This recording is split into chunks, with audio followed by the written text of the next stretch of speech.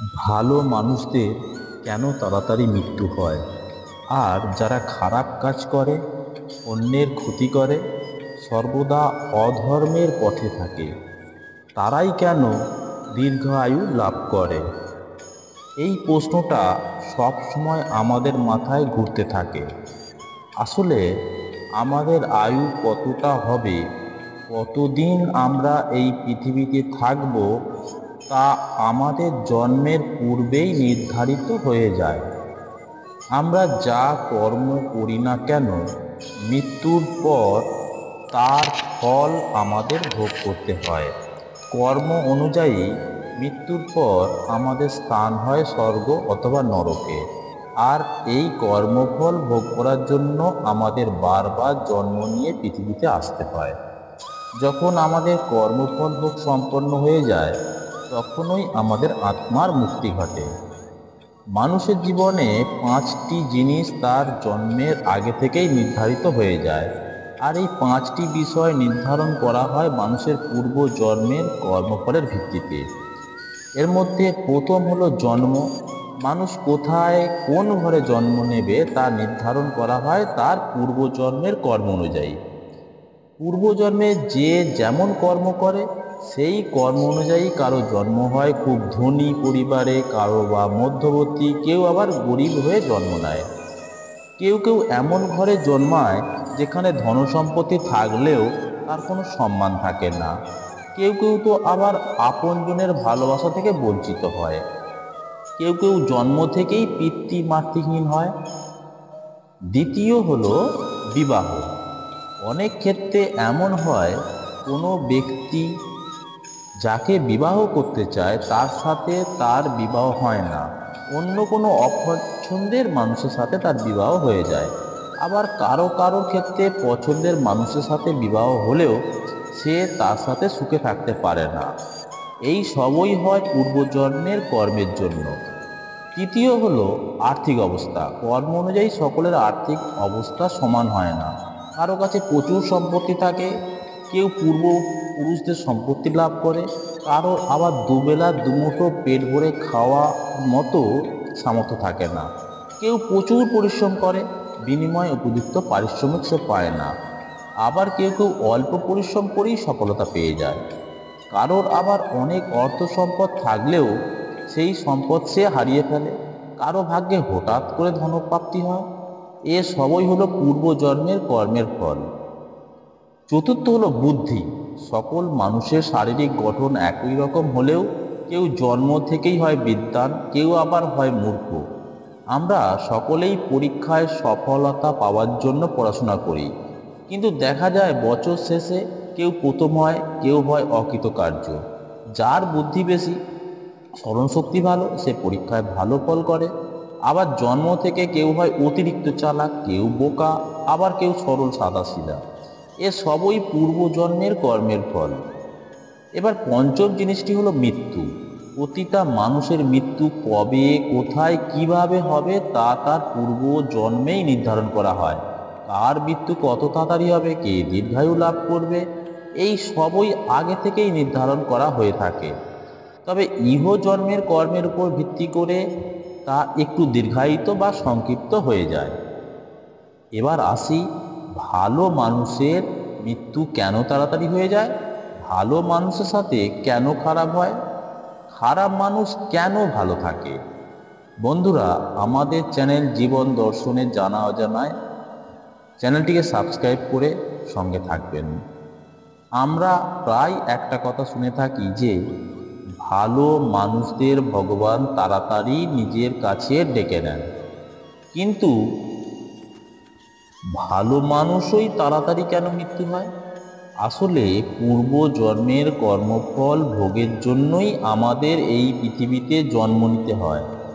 আমাদের আয়ু কতটুকু হবে, কতদিন আমরা এই পৃথিবীতে বসবাস করব, তা আমাদের জন্মের পূর্বে নির্ধারিত হয়ে যায়। এমনকি মৃত্যুর পর আমরা মনুষ্য জন্ম পাবো কি না, কোনো পশু বা কীটপতঙ্গ রূপে জন্ম নেব কিনা, তাও আমাদের মৃত্যুর পূর্বেই নির্ধারিত হয়ে যায়। পৃথিবীকে বলা হয় মৃত্যুলোক। ভগবান অপ্সরাদেরও নিজের কর্মফল ভোগের জন্য এই পৃথিবীতে জন্মগ্রহণ করতে হয়েছে। তারা এই মৃত্যুলোকে জন্ম নিতে চায়নি, কারণ এখানে জন্ম নিলে জীবকে নানা রকম দুঃখ, কষ্ট, যন্ত্রণার মধ্যে দিয়ে যেতে হয়। কিন্তু এই মৃত্যুলোকে যারা জন্ম নেয় তারা একসময় এর মায়াজালে আবদ্ধ হয়ে পড়ে আর এই পৃথিবী ছেড়ে চলে যেতে চায় না। আমরা অনেকেই বলতে শুনি মানুষ খালি হাতে পৃথিবীতে আসে এবং খালি হাতেই পৃথিবী থেকে চলে যায়। কিন্তু 5টি জিনিস আছে যা মৃত্যুর পর তার সঙ্গে যায়। প্রথমটি হলো মানুষের কর্ম। মানুষ জীবিতকালে এই মৃত্যুলোকে যে যেমন কর্ম করে তা ভালো হোক বা খারাপ হোক তা তার সঙ্গেই যায়। দ্বিতীয় জিনিসটি হলো ঋণ। ঋণ কখনোই মানুষের পিছু ছাড়ে না। মৃত্যুর পরও নরকে এই ঋণ তাকে শোধ করতে হয়, কিন্তু সেখানেও সেই ঋণ শোধ হয় না, ফলে এই ঋণ শোধের জন্য পুনরায় তাকে পৃথিবীতে জন্ম নিতে হয়। এই কারণেই বলা হয় জীবনে কখনো কারো কাছে ঋণ করা উচিত নয়। আর যদি কোনো কারণে ঋণ করতেই হয় সেই ঋণ মৃত্যুর পূর্বে অবশ্যই পরিশোধ করা উচিত। তৃতীয় জিনিসটি হলো পূর্ণকর্ম। অনেক সময় এমন হয় আমরা কোনো বিপদে পড়ি, তখন হঠাৎই কেউ এসে আমাদের বিপদ থেকে উদ্ধার করে, বা কোনো জিনিসে আমাদের প্রয়োজন হয় যা কোনোদিন আমরা পাবো না, আশাই করিনি, আকস্মিকভাবে আমরা সেই জিনিসটা পেয়ে যাই। এর কারণ হলো পূর্বজন্মে আমাদের করা পুণ্যকর্ম। পূর্ব জন্মে আমরা যদি পুণ্যকর্ম করে থাকি এবং অনেক দান করে থাকি, তার ফল আমরা এ জন্মেই পেয়ে যাই। পরের বস্তুটি হলো কামনা বা আকাঙ্ক্ষা। কোনো মানুষ যদি তার কোনো আকাঙ্ক্ষা বা কামনা অপূর্ণ রেখে মারা যায়, বা মৃত্যুর পূর্বে সে যদি কোনো কিছু পাওয়ার কামনা করে, তবে সেই অপূর্ণ কামনাটি তার সঙ্গেই পরলোকে যায়। আর সেই আকাঙ্ক্ষা বা কামনা পূর্ণ করার জন্য তাকে পুনরায় এই পৃথিবীতে জন্মগ্রহণ করতে হয়। এর জন্যই সমস্ত কামনা বাসনা আকাঙ্ক্ষা ত্যাগ করে মৃত্যুর পূর্বে ঈশ্বরের সেবায় নিজেকে নিয়োজিত করে ঈশ্বরের ধ্যান করতে করতে আমাদের পরলোক গমন করা উচিত। শেষ জিনিসটি হলো মায়া।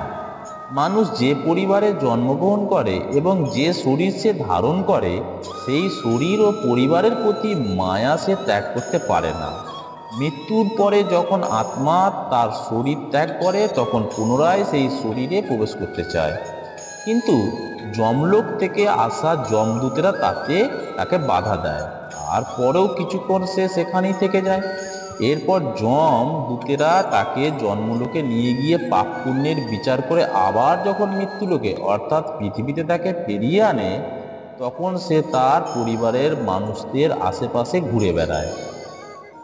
নিজের জীবন, পরিবার পরিজন, নিজের শরীর, সর্বোপরি এই পৃথিবীর প্রতি যে মায়া ত্যাগ করতে সে পারে না, ফলে এই মায়ার জন্যই তাকে পুনরায় এই পৃথিবীতে জন্ম নিয়ে ফিরে আসতে হয়। জীব যখন মাতৃগর্ভে থাকে, মনে করা হয় যে তখন তার পূর্বজন্মের স্মৃতি তার মনে থাকে। সেই সময় সে পূর্বজন্মের ভালো ও খারাপ কর্মগুলির কথা মনে করে ঈশ্বরের কাছে এই প্রার্থনা করে জন্মের পর সে আর কোনো রকম পাপকর্ম করবে না। জন্মের কিছু কাল পরও সেই স্মৃতি তার সঙ্গে থাকে, কিন্তু মানুষ যত বড় হতে থাকে তার সেই স্মৃতি বিলুপ্ত হয়। ফলে মানুষ পুনরায় পাপ কর্মে লিপ্ত হয় এবং এই জন্ম মৃত্যুর মায়াজালে পুনরায় আবদ্ধ হয়ে পড়ে। মানুষ তার পূর্বজন্মের কর্মফল ভোগ করার জন্য এই পৃথিবীতে আসে। যতদিন পর্যন্ত তার সেই কর্মফল ভোগ শেষ না হয়, ততদিন পর্যন্তই সে এই পৃথিবীতে থাকে আর এই পৃথিবী থেকে নানা রকম দুঃখ, কষ্ট, যন্ত্রণা ভোগ করতে থাকে। মানুষকে সেই যন্ত্রণা থেকে মুক্তি দেওয়ার জন্যই ভগবান তাকে নিজের কাছে ডেকে নেয়। অর্থাৎ পাপীর ব্যক্তিরা দীর্ঘ সময় ধরে এই মৃত্যুলোকে থেকে নানা রকম যন্ত্রণা ভোগ করে, তার পাপের ফল ভোগ করে। অন্যদিকে পুণ্যাত্মা ব্যক্তিদের কর্মফল ভোগ সম্পন্ন হলে তাদের যাতে আর দুঃখ কষ্ট সহ্য করতে না হয়, তার জন্য ভগবান তাকে নিজের কাছে ডেকে নেন। এই জন্যই ভালো মানুষের মৃত্যু আগে হয় এবং পাপী ব্যক্তিরা দীর্ঘায়ু লাভ করে। এখন একটি ছোট্ট গল্পের মাধ্যমে জানাবো ভালো মানুষের সঙ্গে কেন সর্বদা খারাপ হয় আর খারাপ মানুষের সাথে কেন ভালো হয়। ভালো মানুষের মৃত্যু কেনই বা তাড়াতাড়ি হয়? একদা এক গুরুর দুই শিষ্য ছিল। একজন ছিল ভীষণ ধার্মিক, তিনি সর্বদাই পুজো অর্চনা করতেন, অসহায়দের দান ধ্যান করতেন এবং সর্বদা খাদ্য গ্রহণের পূর্বে ভগবানের নাম জপ করতেন। অন্য আর একজন ছিল খুব অধার্মিক। সে মানুষের ধনসম্পদ চুরি করত, সর্বদা অসৎ কার্যে লিপ্ত থাকতো, নেশা করত। একদিন দুই শিষ্যই গুরুর কাছে আসে। সেখান থেকে নিজ নিজ গিয়ে ফেরার পথে ধার্মিক শিষ্যের পায়ে প্রচণ্ড আঘাত লাগে এবং তার পা থেকে রক্তক্ষরণ হতে থাকে। অন্যদিকে অধার্মিক শিষ্যটি পথের মধ্যে ধনসম্পদে ভর্তি একটি থলি পায়। এসব লক্ষ্য করে ধার্মিক শিষ্য গুরুকে প্রশ্ন করে, হে গুরুদেব, আমি সবসময় ধর্মের পথে থাকি, কখনো অসৎ কার্য করি না, অসৎ সঙ্গে লিপ্ত হই না, তাও দুঃখ দুর্দশা কখনোই আমার পিছু ছাড়ে না। এমনকি আজ আমার পায়ে আঘাত লাগলো, রক্তক্ষরণ করলো, কিন্তু আপনার অপর শিষ্য যে সর্বদা অধার্মিক কাজে লিপ্ত থাকে, অসৎ কার্য করে, সে সর্বদা সুখে থাকে। এমনকি আজ তার প্রচুর ধন সম্পদও প্রাপ্তি ঘটেছে। এমনটা কেন হয় গুরুদেব? তখন গুরুদেব বললেন, এ তোমাদের দুজনেরই কর্মের ফল। আসলে তুমি পূর্বজন্মে একজন অধার্মিক ব্যক্তি ছিলে, নানা ধরনের অধর্মমূলক কাজে তুমি লিপ্ত ছিলে, কিন্তু এই জন্মে ধর্মের পথে চলায় তোমার সেই সকল পাপ খণ্ডন হয়েছে। পূর্বজন্মের পাপের কারণে আজ একটি পা কেটে বাদ যাওয়ার কথা ছিল, কিন্তু ধর্মের পথে চলায় তা তোমার সামান্যতম আঘাত লাগে। আমার অন্য শিষ্যের পূর্বজন্মে ধার্মিক ও শুভ কার্যের ফলে আজ তার রাজা হওয়ার যোগ ছিল, কিন্তু এই জন্মে নানা রকম অধার্মিক কাজে লিপ্ত হওয়ার জন্য পূর্বজন্মের সমস্ত পুণ্য খণ্ডন হয়েছে, আর তার কেবলমাত্র সামান্যতম অর্থ প্রাপ্তি ঘটেছে।